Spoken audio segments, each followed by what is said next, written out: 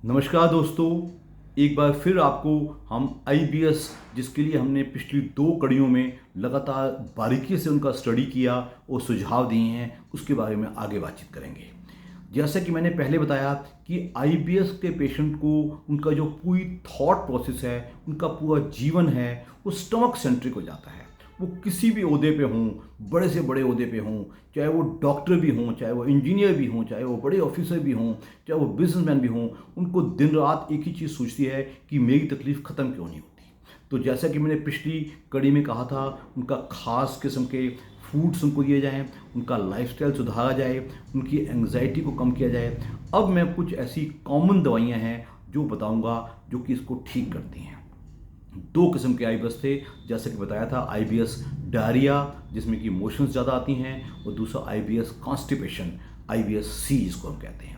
जो IBS diarrhoea है, उसमें हमने देखा एक सॉल्ट रिफ्लेक्सेमिन आता है, जो कि 400 मिलीग्राम स्टंक में दिन में 2 बार दिया जाए और तकरीबन 20-25 दिन का एक कोर्स दिया जाए, उससे बहुत फ़ायदा होता है। और इसके अलावा जितने भी हमने देखे हैं जो और दवाइयाँ हैं जो थोड़ा सा दिमाग को भी शांत करती हैं और पेशेंट की आईबीएस के सिम्टम्स को, कि जो पेशेंट बच्चा बेचैन रहता है, जिसमें कि लार्जली हमने देखा है क्लोरडाइज़ेपाक्साइड बहुत कॉमन है, क्लिनिडम ब्रोमाइड बहुत कॉमन है, जो कि मेबेरिन नाम से आता है, ये इस्तेमाल किए जाते हैं।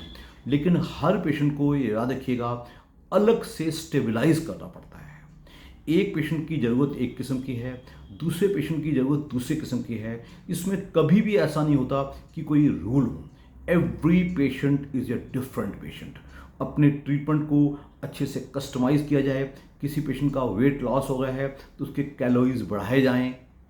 पेशेंट का वेट गेन हो गया है तो उसको एक्सरसाइज के लिए प्रमोट किया जाए। उसको जो ज़्यादा मीठा जो पेशेंट खाते हैं, मीठा एक ऐसी चीज़ है जिसको कभी भी प्रमोट ना किया जाए।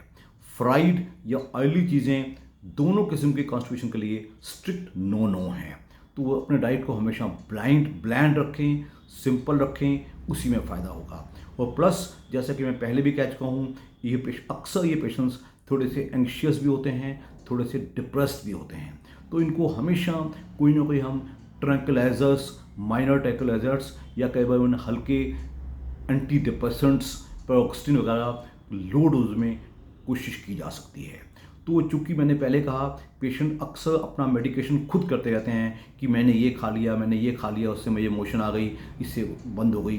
तो वो थोड़ा सा उनको भी इज्जत देते हुए पेशेंट को हमेशा प्रॉपरली गाइड किया जाए। कोई 2-3 मिनट का काम नहीं होता, ये हमेशा थोड़ा एग्जॉस्टिव होता है। गैस्ट्रोएंटरोलॉजिस्ट को या डॉक्टर को उसकी स्टोरी, यानी उसकी जो हिस्ट्री है, अच्छे से सुन के पूरी तसल्ली से उसको एडवाइस किया जाए, तो पेशेंट को काफ़ी रिलीफ भी मिलता है और पेशेंट उसको स्वीकार भी करता है।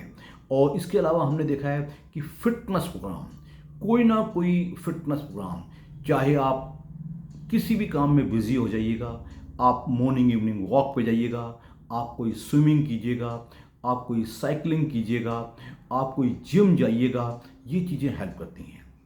पेशेंट के ऐसे लोगों को ग्रुप थेरेपी दी जाती है। कई लोगों को इकट्ठा बिठाया जाए, उनको ग्रुप थेरेपी दी जाए, उससे उनको फ़ायदा होता है। इसके अलावा हमने ऐसे पेशेंट देखे हैं जो अपने तकलीफ़ बता के बड़े शांत हो जाते हैं। उनको बहुत ज़्यादा दवाइयों की ज़रूरत नहीं होती है, बट उनकी तकलीफ़ को सहानुभूति से एड्रेस किया जाए, तो उससे हमने देखा है कि पेशेंट को काफ़ी लाभ हो सकता है।